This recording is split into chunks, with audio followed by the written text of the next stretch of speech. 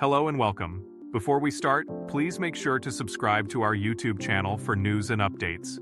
In the remainder of the week following Election Day, the S&P 500 gained 3.7%, the Dow 4.2%, and the Russell 2000 index of small-cap stocks surged 6.1%. Bitcoin also rose above $80,000 for the first time.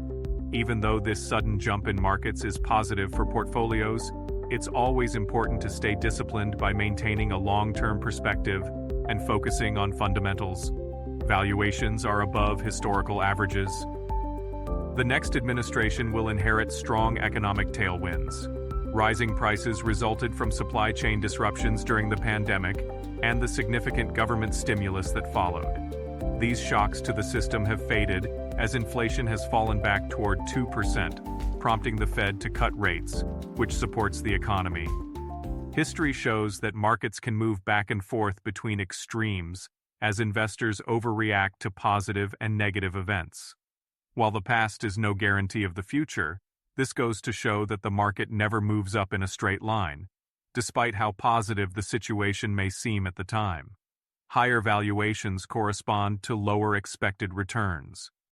As the famous investor Benjamin Graham observed, in the short run, the market is a voting machine, but in the long run, it is a weighing machine. This is relevant today because many of the investments with stretched valuations, including tech stocks and cryptocurrencies, are especially prone to booms and busts. When things go well, it seems foolish in hindsight to focus on valuations and earnings. However, the reason to do so is exactly because it is difficult to predict the exact winners. As the accompanying chart shows, elevated valuations have often corresponded to lower or even negative longer-run returns. This occurs if those valuations take place later in the business cycle, just before a correction. The hope is that this time is different, and the economy continues to grow steadily.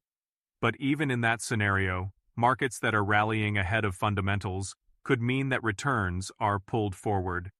Many asset classes beyond U.S. stocks have performed well this year. High valuations don't mean we should avoid the stock market. Instead, they suggest we should carefully construct and adjust portfolios in a risk-aware manner, using diversification as a key tool.